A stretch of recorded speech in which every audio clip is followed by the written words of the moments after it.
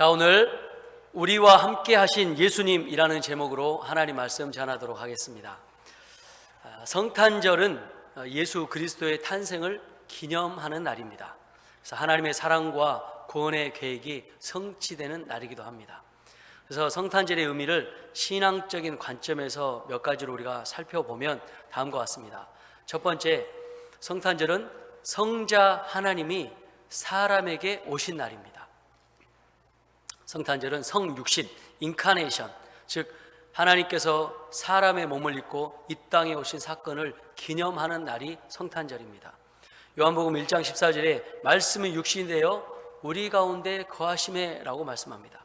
그래서 하나님이 우리와 함께 하시기 위한 사람의 모습으로 오신 사랑과 은혜를 나타내는 날이 바로 성탄절입니다.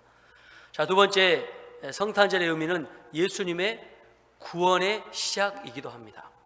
그래서 인류의 죄를 위해서 구원하시기 위한 하나님의 구원의 계획이 예수님을 통해서 시작된 날이 바로 성탄절입니다. 마태복음 1장 21절에 그가 자기 백성을 그들의 죄에서 구원할 자심이라 라고 하는 말씀처럼 예수님은 저와 여러분을 위해서, 인류를 위해서 구세주로 이 땅에 오셨습니다. 세 번째, 성탄절은 예수님의 겸손과 희생의 모범을 알리는 그런 날입니다. 예수님은 평강의 왕이셨지만 우리에게 오실 때는 낮고 연약한 모습으로 베들레헴 마구간에서 태어나셨습니다. 이는 하나님의 겸손과 사랑을 보여주고 또 예수님께서 겸손과 섬김의 삶을 살라라고 하는 본을 우리에게 보여주신 것입니다. 자, 네 번째, 성탄절은 예수님의 탄생은 평화와 기쁨의 소식입니다. 천사들이 예수님의 탄생을 알릴 때 지극히 높은 곳에서는 하나님께 영광이요, 땅에서는 기뻐하심을 입은 사람들 중에 평화로다라고 말씀합니다. 그래서 예수님의 탄생은 세상에 진정한 평화와 기쁨을 가져다주는 놀라운 사건입니다. 다섯 번째, 성탄절은 하나님과 사람이 화목해야 되어지는 시간입니다. 그래서 예수님의 탄생은 하나님과 사람 사이에 단절된 관계가 회복되어지는 시작점이다라고 우리가 이해할 수 있습니다. 그래서 성탄절은 하나님과 화목하게 되었다라고 하는 이 놀라운 은혜를 새기게 되는 날입니다.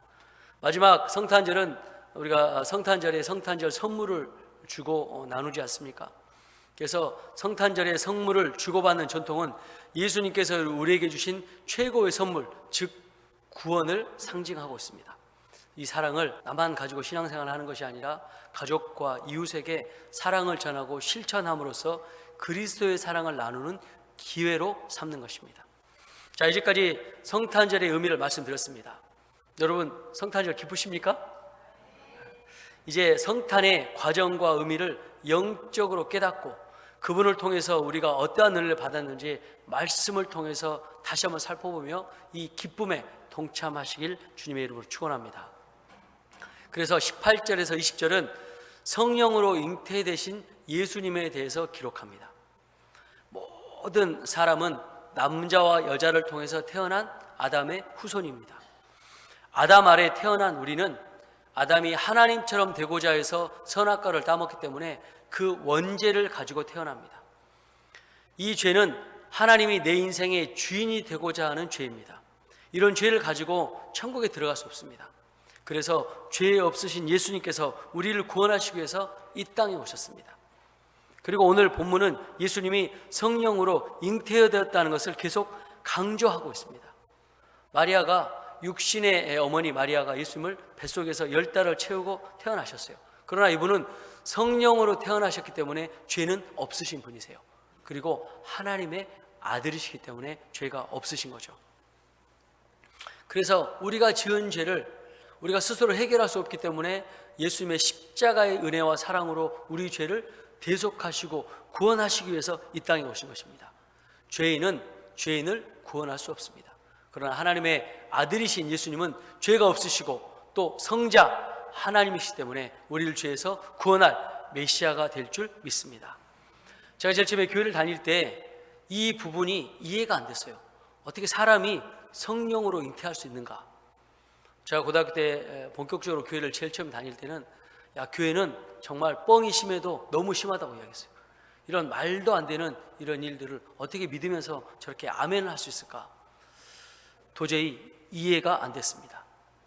그런데 제가 예수님을 영접하고 나니까 예수님께서 우리를 위해서 구원하신 이 은혜가 얼마나 놀랍고 큰지 그 사실을 깨닫게 되니까 이 사실이 믿어지게 되는 거예요.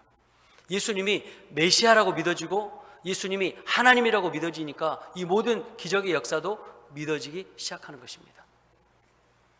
예수님께서 성육신하신 이 인카네이션은 하나님께서 인간의 몸을 입고 이 땅에 오신 놀라운 구원의 사건을 의미합니다.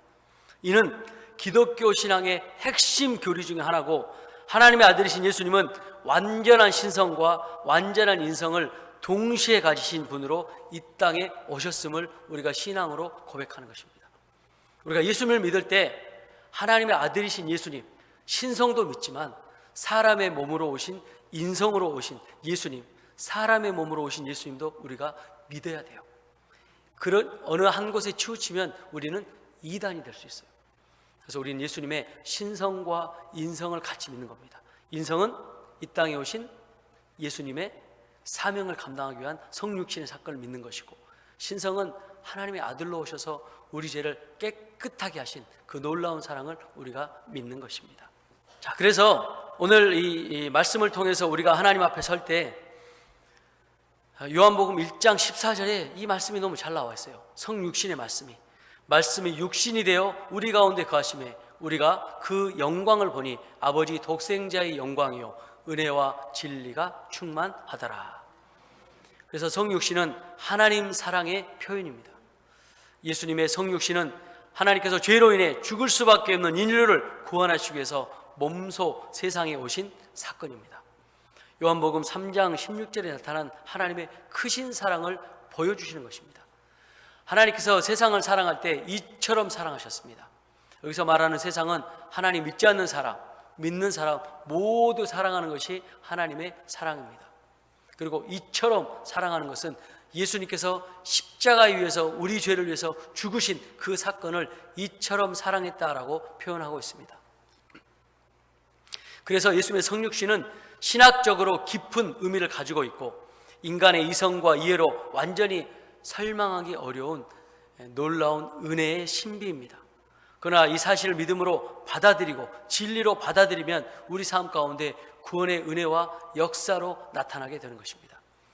예수님의 성육신은 단순한 신학적 교리가 아니라 우리 삶에 생명을 주고 소망을 주는 진리의 은혜인 줄 믿습니다. 자, 우리 옆에 있는 분 다시 한번 인사할까요? 메리 크리스마스. 자, 그래서 21절에는 자기 백성을 죄에서 구원하신 예수님에 대한 말씀이 기록되어 있습니다.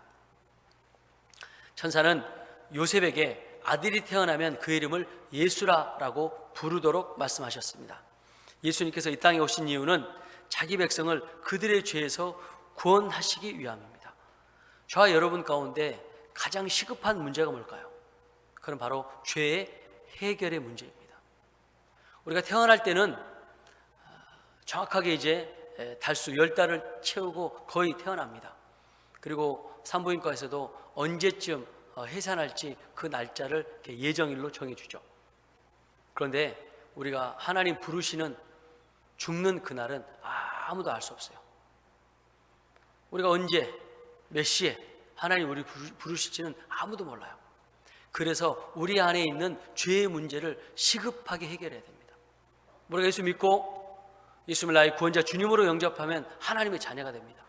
이런 분명한 신앙의 고백이 있으면 오늘 밤에 예수님이 내 생명을 거두어 가도 우리는 천국에 갈 수 있는 구원의 확신이 있는 줄 믿습니다. 그런데 신앙생활 하면서도 이런 확신이 없어요. 이런 확신이 없는 거죠. 그러니까 죄의 문제를 빨리 해결해야 됩니다. 우리는 언제 하나님이 우리를 부르실지 모르기 때문에 그러는 것입니다. 이처럼 예수님은 죄로 인해서 하나님과 단절되고 인류의 모든 죄의 고통을 가운데 어려움을 겪고 있고 고난 가운데 있을 때, 영원한 사망이 이렇게 기다리고 있을 때 예수님은 친히 육신의 몸으로 우리에게 오셨습니다. 죄의 문제를 해결하시기 위해서 하나님은 죄 없는 예수님을 이 땅에 보내셨습니다. 그리고 우리를 대신해서 사랑으로 율법을 다 성취하시고 십자가에서 대속적 죽음을 당함으로 우리를 죄에서 구원하셨습니다. 이제 예수님 믿기만 하면 히브리서 2장 14절 17절 말씀으로 죄와 사망의 권세에서 이기고 하나님의 자녀가 되고 천국 백성의 소망으로 살 수 있는 길이 열리게 된 줄 믿습니다. 그래서 앞서 말씀드렸지만 예수님의 성육신, 이 땅에 태어나신 이 성탄절의 사건은 하나님과 사람 사이에 단절된 관계를 회복하는 다리의 역할을 하는 것입니다. 그래서 예수님은 중보자로 하나님과 우리를 연결해 주시는 것이죠. 그래서 예수님의 탄생은 죄인인 우리에게 가장 큰 기쁨의 소식이고 복된 소식인 것입니다. 자, 그리고 우리 마지막 세 번째 22절과 25절에 나온 말씀은 임마누엘 되신 예수님에 대해서 기록합니다. 임마누엘이라고 하는 이름은 하나님이 우리와 함께 계시다라고 하는 뜻입니다. 그래서 예수님의 오심을 통해 하나님의 임재와 사랑이 우리 가운데 충만하게 나타났음을 상징적으로 이야기합니다. 오늘 우리가 읽었던 23절 말씀은 이사야 7장 14절에도 동일하게 기록되어 있습니다. 보라, 처녀가 잉태하여 아들을 낳을 것이요 그 이름을 임마누엘이라 하리라 하셨으니 이를 번역한즉 하나님이 우리와 함께 계시다 함이라. 아멘. 예수님이 성령으로 잉태되시고 십자가로 자기 백성을 죄에서 구원하신 모든 것이 이미 구약에 약속이 되어 있습니다.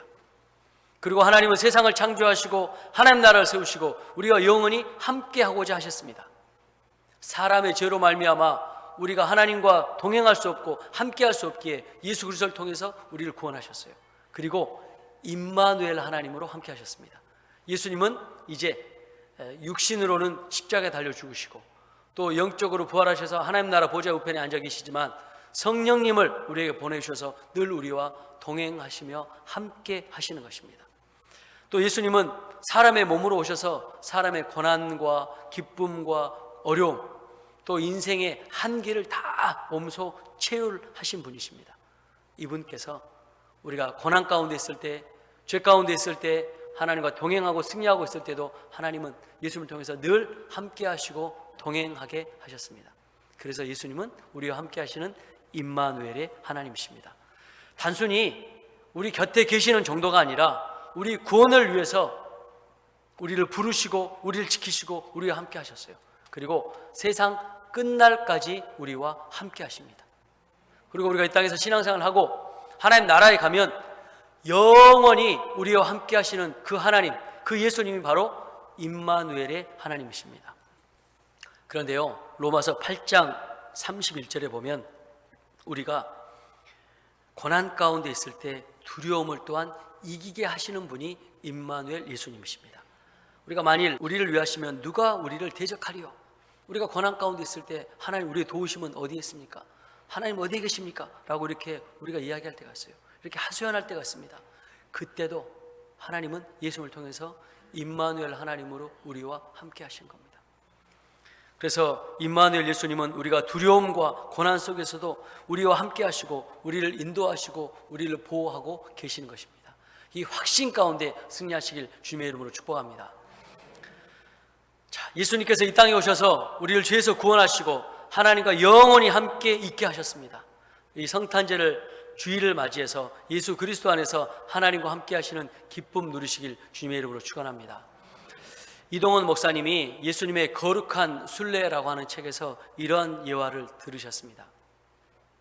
크리스마스가 돼서 오늘 우리가 성탄절 발표를 하는 것처럼 이렇게 이 교회에서도 어느 교회에서도 발표를 하는 거예요. 예수님의 이 탄생의 성극을 준비하고 있는데 랄프라고 하는 이 지적 장애를 가지고 있는 아이가 있었어요. 근데 이 아이도 이 성극에 동참하고 싶었어요. 그래서 선생님들이 함께 상의를 해서 이 아이에게 배역을 줬는데 배역이 뭐냐면 요셉과 마리아가 이제 해산달이 가까워서 이제 아기를 낳을 것 같아요. 아기 예수님 낳을 것 같으니까 막 여관방을 막 찾아다녔잖아요. 아기를 낳기 위해서. 그때 여관방 주인을 이 아이에게 맡긴 거예요. 그래서 딱 대사는 이겁니다. 방 있습니까? 방 있습니까? 내가 지금 해산할 것 같은데 방 있습니까? 이렇게 물어볼 때 방 없어요. 이게 딱 대사예요. 이 랄프라고 하는 이 아이의 대사는 방이 없습니다. 방 없어요. 이게 딱 대사예요. 근데 그거 하나만 하면 너무 서운하니까 아유 없다니까 왜 그러세요? 방 없어요. 좀 이 정도의 이제 이 대사를 조금 더 늘려줬습니다. 그리고 이제 드디어 이제 탁 큐사인이 나서 이제 선거기 시작이 됐습니다. 그리고 한참 선거기 진행이 되는데 NG가 나는 그런 상황이 됐어요. 요셉과 마리아가 막 문을 두드리면서 내가 아이를 잉태했는데 아이를 낳을 방이 없습니다. 제발 방 좀 구해 주십시오. 방 있습니까? 방 있습니까? 이렇게 이야기하니까 이 랄프가 육신의 어머니 마리아와 육신의 아버지 요셉이 지금 예수님을 잉태해서 해산하려고 하는데 방이 없다는 거예요. 그러니까 이 상황을 너무나 안타깝게 해서 방 있습니까? 하니까 뭐라고 하는지 아세요? 방 있어요. 제 방 있습니다. 이렇게 이야기한 거예요. 이 아이의 신실한 하나님을 향한 사랑, 예수님을 향한 사랑이 신앙의 고백으로 방이 있다고, 내 방이 있다고 이렇게 나타나게 되는 것이죠. 순전한 마음이 성령으로 잉태하신 예수 그리스도를 그 순간 영접한 것입니다. 자, 우리는 어떻습니까?